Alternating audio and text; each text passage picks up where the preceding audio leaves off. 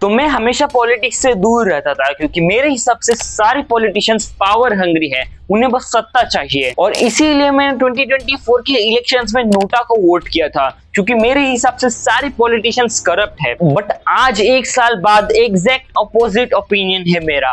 अब मैं न्यूट्रल नहीं हूँ, अब मैं एक प्रॉपर राइट विंग हूँ। इनफैक्ट मैंने तो ये ठान लिया था कि मैं अपने चैनल पे कोई भी पॉलिटिकल वीडियो नहीं बनाऊंगा, बट वो सब चेंज हो चुका है अभी। और अगर आप भी न्यूट्रल हो तो ये वीडियो आपके लिए आई ओपनर हो सकता है। तो मैं न्यूट्रल से राइट विंग कैसे बना? तो सबसे पहले इसका रीजन है पहलगाम का अटैक, जहां पर हिंदुओं को लिटरली उनके रिलीजन के कारण किल किया गया था, लेकिन फिर भी लेफ्टिस्ट मुस्लिम्स के साथ सिंपैथाइज करना चाहते थे। जरा सोचिए, एक ऐसा अटैक जहाँ पे लिटरली आपसे आपका धर्म पूछा जा रहा है, आपकी पैंट निकाली जा रही है और नॉन मुस्लिम्स को मारा जा रहा है, लेकिन फिर भी लेफ्टिस्ट लोगों ने इसे इस्लामिक जिहाद डिक्लेयर करने से मना कर दिया। उनमें से 25 भारतीय थे।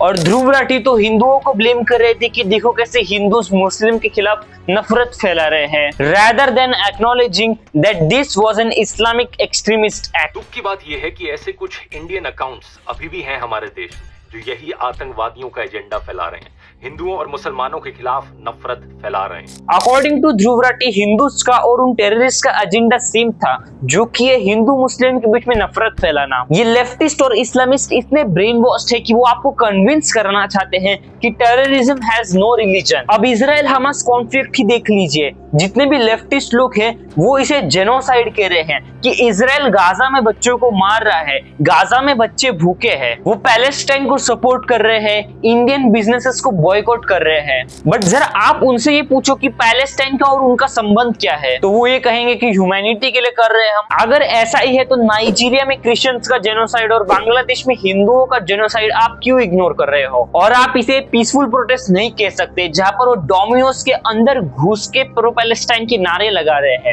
As an Indian you should be supporting Israel, not Palestine. Israel हमारा बहुत लंबे समय से एलाय रहा है। उसने हमारी 1971 वॉर, 1999 वॉर और इवन ऑपरेशन सिंदूर में भी हमारी हेल्प की है। और रिसेंटली इंडिया और इजराइल के बीच में एक डिफेंस डील भी हुई है। आपको वो हमेशा बताते रहते कि गाजा में इतने लोग मरे हैं, इजराइल जेनोसाइड कर रहा है और गाजा के लोग भूखे हैं। बट क्या ये सच है? नहीं। आप इसे जेनोसाइड कैसे कह सकते हो जब इजराइल ने साफ साफ लीफलेट्स ड्रॉप कर दिए हैं जिनमें लिखा है साफ साफ कि आप इस जगह को इवैक्यूएट कर दीजिए, हम अभी बॉम्ब करने वाले हैं इस एरिया को। तो वहां के सिविलियंस के पास एक ऑप्शन रहता है कि आप इस एरिया को लीव कर सकते हैं ताकि एटलीस्ट सिविलियन कैजुअलिटीज ना हो। बट अगर इसके बावजूद भी सिविलियंस मरते हैं तो आप किसको अकाउंटेबल मानोगे? हमास को या इजराइल को? वो हमास जिसके खिलाफ गाजा के लोग प्रोटेस्ट करते हैं, वो हमास जो गाजा के लोगों को मारता है अपने अगेंस्ट प्रोटेस्ट करने के लिए। आप इजराइल में रहकर नेतन्याहू को क्रिटिसाइज करोगे लेकिन आपको कोई डेथ थ्रेट्स नहीं मिलेंगे, जबकि गाजा में अगर आप हमास को क्रिटिसाइज करोगे तो आपको सीधा गोली मार दी जाती है। और जितने भी लेफ्टिस्ट पैलेस्टाइन को सपोर्ट करते हैं वो हमास के एजेंडा को और बढ़ा रहे हैं। जो भी इंडियन होके पैलेस्टाइन को सपोर्ट कर रहा है उसे साफ साफ एंटी नेशनल डिक्लेयर कर देना चाहिए। मैंने खुद महीने लगा दिए इस चीज के ऊपर रिसर्च करने के लिए एंड मेरे हिसाब से Israel is completely justified. Israel ने गाजा के सिविलियंस के लिए फूड, वाटर और इवन ब्लड तक डोनेट किया है। इजराइल पैलेस्टाइन कॉन्फ्लिक्ट के बारे में अगर आपको डिटेल में जानना है तो आप इस वीडियो के ऊपर क्लिक कर सकते हो, जहां पर मैंने उस लैंड की पिछले 2000 साल की हिस्ट्री स्टडी करके आपके सामने प्रेजेंट की है। ठीक है, एक टाइम पे इजराइल पैलेस्टाइन कॉन्फ्लिक्ट को साइड में रखते हैं क्योंकि वो हमारे देश का मुद्दा नहीं है। अब आते हैं हमारे देश के मुद्दे के ऊपर। तो ऑपरेशन सिंदूर को लिटरली लोकसभा में मॉक किया जा रहा है। लिटरली लेफ्टिस्ट लोग ऑपरेशन सिंदूर को तमाशा बोलते हैं। ऑपरेशन सिंदूर नाम सुनने में देशभक्ति का लगता है, लेकिन असल में ये सिर्फ मीडिया पर किया सरकार का एक तमाशा था। जब आपकी कंट्री वॉर लाइक सिचुएशन में होती है तो ऑपोजिशन का एक काम बनता है कि वो अपने पॉलिटिकल एजेंडा को छोड़ दे और आर्मी को सपोर्ट करे। बट नहीं, कांग्रेस से तो ये नहीं होने वाला। उल्टा कांग्रेस बीजेपी को अक्यूज कर रही है कि हमारी इंडियन आर्मी के बहुत से जेट शॉट डाउन हुए हैं और बीजेपी उसे छुपा रही है कि मोदी ट्रंप का नाम लेने से डर गए। कोई नहीं बता रहा कि इस ऑपरेशन में हासिल क्या हुआ, कितने आतंकी पकड़े गए, हमारे कितने फाइटर जेट्स गिराए गए। अपमान उन सिपाहियों का जिनको सीज फायर की ऑर्डर अपने देश के प्रधानमंत्री से नहीं बल्कि एक विदेशी से मिली। आप क्यों ये प्रूव करना चाहते हैं कि ट्रंप ने इस वॉर को रोका या नहीं?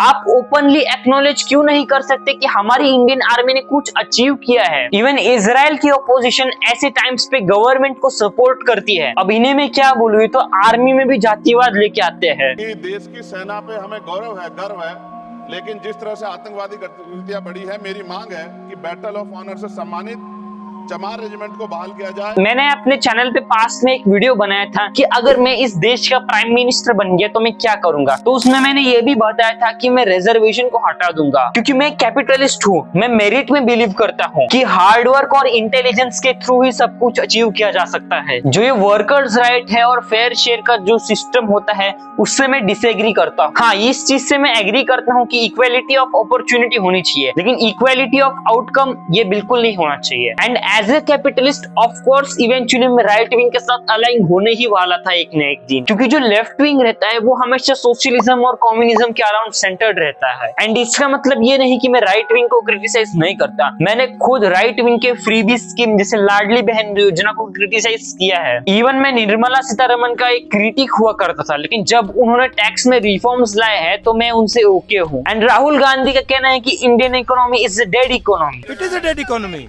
Are you people not aware of this? आपको ये मालूम नहीं है कि इंडियन इकोनॉमी डेड इकोनॉमी है?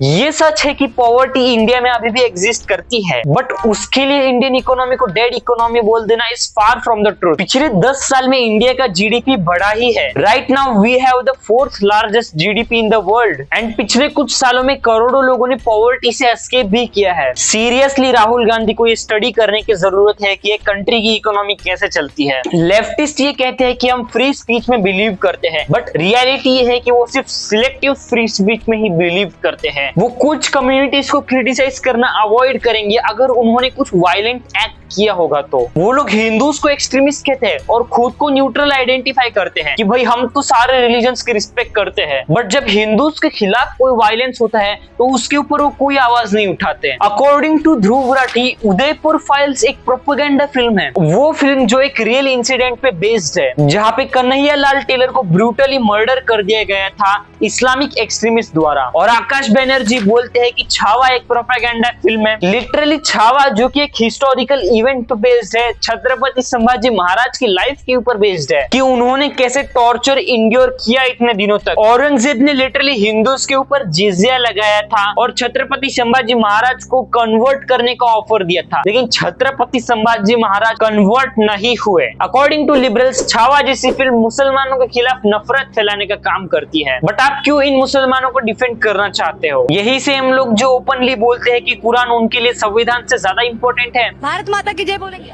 नहीं बोलेंगे। क्यों नहीं बोलेंगे? फिलिस्तीन जिंदाबाद। हाँ बोल देंगे। जय बोलेंगे। हाँ।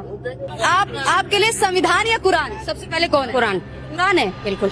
मैं एक हिंदू हूँ, लेकिन इस बात को मैं मानता हूँ कि कॉन्स्टिट्यूशन हमारे लिए सबसे फर्स्ट है, because nation is always first for us. सच्चाई ये है कि इंडियन कॉन्स्टिट्यूशन की इतनी रिस्पेक्ट इसलिए की जाती है क्योंकि इंडिया एक हिंदू मेजोरिटी कंट्री है। अगर इंडिया एक मुस्लिम मेजोरिटी कंट्री होता तो यहाँ पे भी शरिया चलता। जब कश्मीर में नेशनल एम्बलम को तोड़ा जाता है तो उसके ऊपर ये आवाज नहीं उठाते। एंड अगर आप अभी भी मेरी बोली बातों के ऊपर डाउट कर रहे हो तो जरा इस चीज पे ध्यान दो। रिसेंटली दिल्ली में एक टेरर अटैक हुआ जहाँ पे कार ब्लास्ट के कारण बहुत से लोगों की जान गई। उसमें वो ओपनली कॉन्फेस कर रहा है कि ये एक्ट एक इस्लामिक जिहाद था। और ध्रुव राठी का ये ट्वीट देखिए जहाँ पे वो दिल्ली टेरर अटैक को कंडेम करने के बजाय हिंदूज को टारगेट कर रहे हैं कि हिंदूज मुस्लिम के खिलाफ हेट स्प्रेड कर रहे हैं। यहाँ पे भी आप इस्लाम और मुस्लिम्स के साथ सिंपैथी करना चाहते हो। एंड ट्विटर पे ध्रुव राठी बहुत गंदे तरीके से एक्सपोज हो चुके हैं। उनके पास के फेसबुक पोस्ट लीक हो गए जहाँ पे वो खुद ओपनली इस्लाम को क्रिटिसाइज कर रहे थे। आज के टाइम पे हिंदूज को मियरली पंचिंग बैग तक रिड्यूस कर दिया गया है। सुप्रीम कोर्ट के सीजेआई साफ साफ भगवान विष्णु की इंसल्ट करते हैं एंड उनके ऊपर चप्पल भी फेंका जाता है। लेकिन सारे लेफ्टिस्ट डिफेंड किसको कर रहे हैं? जिसने चप्पल फेंका उसको नहीं, सीजीआई को, जिसने भगवान विष्णु की इंसल्ट की थी। तो इस सिलेक्टिव आउटरीच, प्रोपेगेंडा और एंटी हिंदू नैरेटिव्स को देखने के बाद मुझे पर्सनली लगता है कि हिंदू यूनिटी की अभी जरूरत है। मैं किसी कास्ट में बिलीव नहीं करता। इस कास्ट डिस्क्रिमिनेशन को स्टॉप कर दो। हमें एक दूसरे को जातियों में बांटना बंद कर देना चाहिए। हमें यूनाइट होना चाहिए। मुझे एक ऐसा नेशन चाहिए जहाँ पर हमारी कल्चर, ट्रेडिशन और हमारे हीरोज की रिस्पेक्ट होती है। मुगल इन्वेडर्स और टीपू सुल्तान को ग्लोरीफाई करने के बजाय हमें हमें अपने हीरोज को आइडलाइज करना चाहिए, जैसे छत्रपति शिवाजी महाराज, छत्रपति संभाजी महाराज, महाराणा प्रताप, गुरु गोविंद सिंह जी और रानी लक्ष्मीबाई। हम लोगों को इन्हें आइडलाइज करना चाहिए। आई बिलीव हिंदूज को अपने देवी देवताओं का इंसल्ट बिल्कुल सहन नहीं करना चाहिए। एंड आजकल ट्विटर पे माँ काली का इंसल्ट किया जाता है। इसके ऊपर मैंने एक डिटेल्ड वीडियो बनाई है जहाँ पे कुछ क्रिश्चियन सुप्रीमसिस्ट है जो माँ काली को डीमन बोल रहे हैं। तो प्लीज इस वीडियो को फुल देखना। जय हिंद, जय भारत।